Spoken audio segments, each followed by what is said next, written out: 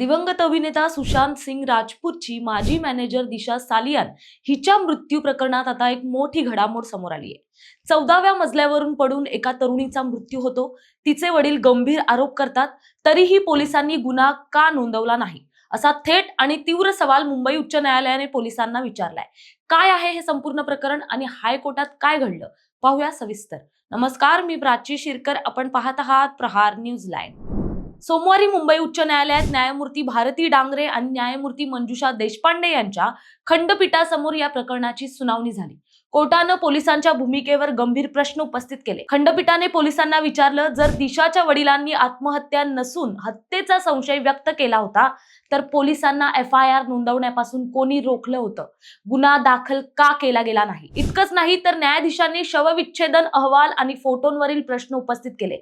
14व्या मजल्यावरून पडल्यानंतरही शरीरावर कोणत्याही दृश्यमान जखमा दिसत नाहीत, हे कसं शक्य आहे? आणि सुरुवातीचे तपास अहवाल दिशाच्या कुटुंबांसोबत का शेअर केले गेले नाहीत? असे सगळे प्रश्न खंडपीठाने उपस्थित केलेत। आता थोडं मागे जाऊन हे प्रकरण समजून घेऊया। 8 जून 2020 मालवणी येथील एका निवासी इमारतीच्या 14व्या मजल्यावरून पडून 28 वर्षीय दिशा सालियनचा मृत्यू झाला होता। पोलिसांनी सुरुवातीला अपघाती मृत्यूची नोंद केली आणि नंतर चौकशी अंती ही आत्महत्या असल्याचं सांगत प्रकरण बंद केलं। मात्र गेल्या वर्षी दिशाचे वडील सतीश सालियान यांनी उच्च न्यायालयात याचिका दाखल केली। त्यांनी आरोप केला की त्यांच्या मुलीवर सामूहिक बलात्कार करून तिची हत्या करण्यात आली होती।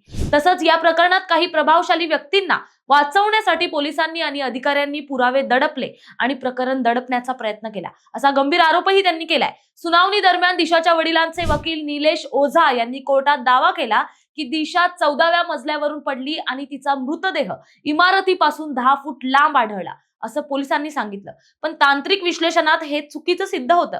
तसंच सुरुवातीच्या फोटोंमध्ये जखमा नव्हत्या, पण नंतर पोलिसांनी खोटी कहाणी रचली। दुसरीकडे सरकारी वकिलांनी सांगितलं की पोलिसांनी या प्रकरणात 2दा चौकशी केली असून दोन्ही वेळा ही आत्महत्याच असल्याचं निष्पन्न झालंय। मात्र कोर्टाने स्पष्ट केलंय, जर तक्रार दाखल झाली होती तर FIR नोंदवणं कायद्यानुसार बंधनकारक होतं।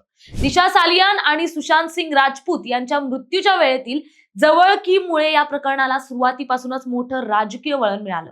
या प्रकरणात CBI तपासाची मागणीही झाली आहे। तसंच राज्य सरकारनं SIT चौकशीचे आदेशही दिले होते। आता उच्च न्यायालयाने विचारलेल्या या धारदार प्रश्नांमुळे मुंबई पोलिसांच्या अडचणी वाढण्याची शक्यता आहे। या प्रकरणाची पुढील सुनावणी आता 25 ऑगस्ट रोजी होणार आहे। त्यामुळे आता 25 ऑगस्टला पोलीस कोर्टात काय उत्तर देतात, याकडे सर्वांचंच लक्ष लागलंय। या बातमीबद्दल तुम्हाला काय वाटतं, आम्हाला कमेंट करून नक्की कळवा आणि अशाच महत्त्वाच्या घडामोडींसाठी प्रहार न्यूज लाईव्ह पाहत राहा। धन्यवाद।